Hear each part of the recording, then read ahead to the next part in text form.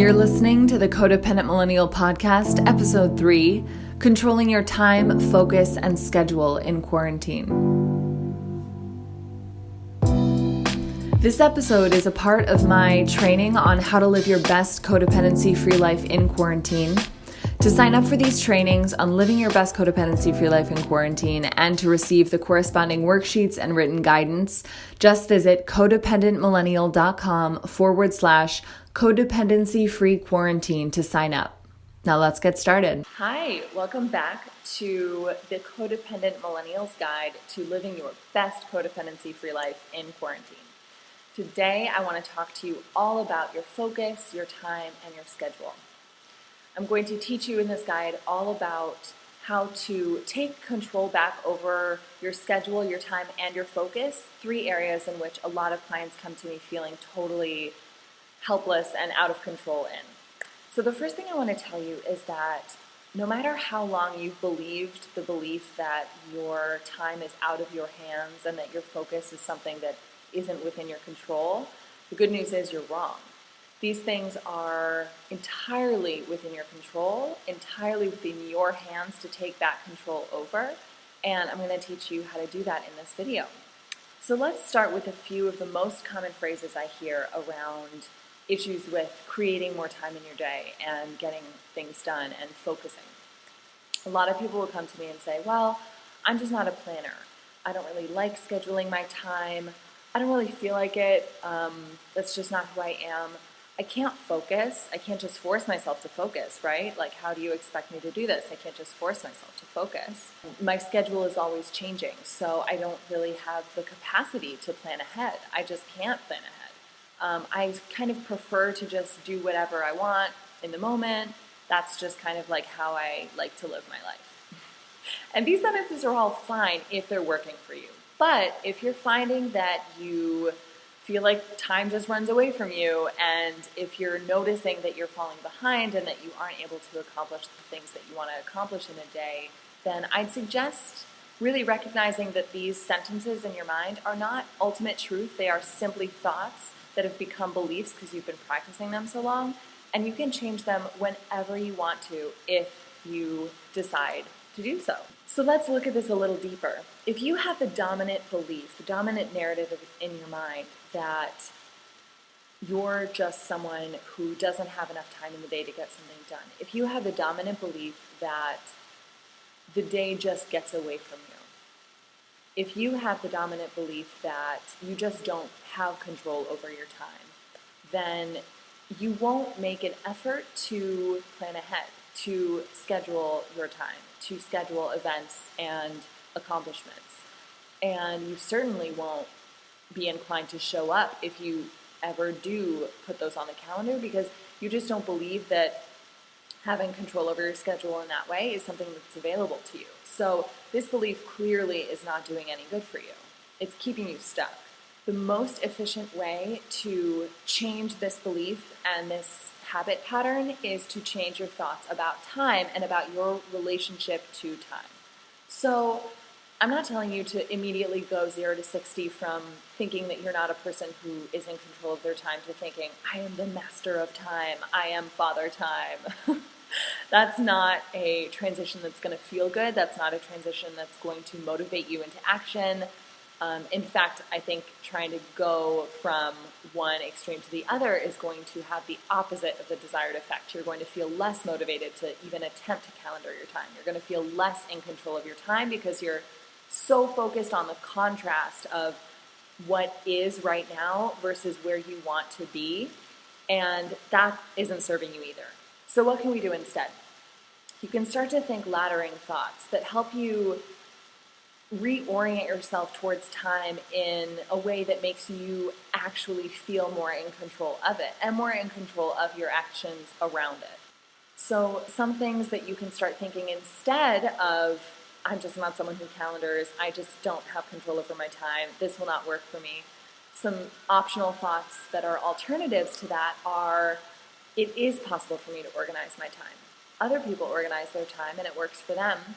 This is a skill that I have the capability of learning. I am committed to learning this skill. I can do this. Small amounts of progress are better than hours and days and weeks of sitting and spinning in confusion. I am committed to learning this skill. I can take this 1 hour, 1 day, 1 week at a time, and that's fine. Scheduling 3 hours of my day is better than scheduling no hours of my day. The effort is what matters here, not immediate perfection. I don't have to be perfect in order to make certain improvements in how I schedule my time and accomplish goals. This will feel amazing. That's one of my favorite thoughts that will motivate you into action. This will feel amazing. Just imagine how incredible it will feel when you have that sense of control and mastery over even just a small portion of your schedule that you created. So something I want to talk about now is the concept of a compounding effect, an effect that just compounds and compounds over time with use. So right now you are most likely living the compounding effect of letting your primitive brain control all of your activities. Your primitive brain, the part of your brain that seeks pleasure, avoids pain at all costs, and prioritizes things that are easy and efficient. And what you've gotten from letting that part of your brain run the show and make your decisions for you is maybe a lack of time and control over your schedule. If you choose to even just calendar 1 to 3 hours every single day to decide what you're going to do intentionally in that time, and to show up to do it even when you don't want to, even when that primitive brain is urging you not to go do something that's easier, like watch a show or eat a meal or something, you will then have the compounding effect of having had control over that primitive brain. So right now, your primitive brain, the higher human part of your brain is deferring a lot of the decisions to that lower brain because it's easier to do so. Those are habitual patterns. They are well-worn grooves in the, earth of your mind. It's just so easy to just keep doing what you've always been doing, which is maybe Netflix and laying down instead of just doing a quick workout and working on the paper that you're writing or something like that. Insert any activity that you've been procrastinating here. So as you start to schedule even small amounts of your time and you practice showing up and doing that activity even when your lower brain wants you to do something easier and more pleasurable in the moment, you will see the compounding effect that will have in your life. And the effect of that is going to be more control over your time, much more control over your thoughts, a heightened ability to be able to recognize that an urge to do something easy and pleasurable in the moment is happening, but not to act on that urge and not to give up control to that urge. So one thing I see a lot of people doing or thinking is they decide to calendar a couple days of their week and they show up for these events and they expect to kind of be like excited and like divinely inspired to do what's on their calendar. Please don't expect that. You will sabotage yourself. That's not going to happen, especially not right away. What's going to happen is you're going to see that calendared event and you're not going to want to do it. You're going to want to take a bath or take a walk or eat something or check Instagram. You're not going to want to file your taxes, for example. And if you can recognize that in the moment, you're going to want to sacrifice that long-term benefit of sticking with your plan for that short-term pleasure, you can recognize that that's, of course, going to be the urge, and you can just choose not to. You can say, I choose to respect myself and my time by doing what I told myself I would do, by holding myself accountable, by having that self-trust that I told myself I would develop. This is something you're going to have to commit to over and over and over again. Again, just strengthening those muscles of making decisions from your higher evolved human part of the brain instead of the lower primitive brain. This is a skill you want to develop, a muscle you want to strengthen. You are going to have to continuously commit to choosing the long-term benefits over the short-term pleasure. You're not going to want to maybe do that workout or file your taxes, but you're going to become practiced at choosing those things, choosing to keep those commitments over the short-term pleasure of not doing them. There's that meme about like the heroin rush of canceling plans. You're not going to cancel your plans that you've made with yourself. Just decide that that's no longer something that's available to you. You make a plan, you make a commitment to yourself, you keep it. That's the person you are now. That's the person you're becoming. Focus is another area of our lives which feels sometimes like it's out of our control because we aren't thinking of it in the correct way. We think that focus is this external entity. We don't think of focus as being something that we contain within our own minds and have full control over. But we do, which is incredible news.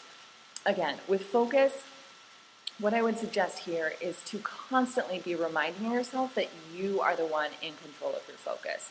Your primitive brain, again, is going to be feeding you opportunities all day, every day for distraction, to split your focus, to abandon the thing that is difficult and taking up a lot of your brain space for something that is easy and simple, like a TV show that is just fed to you.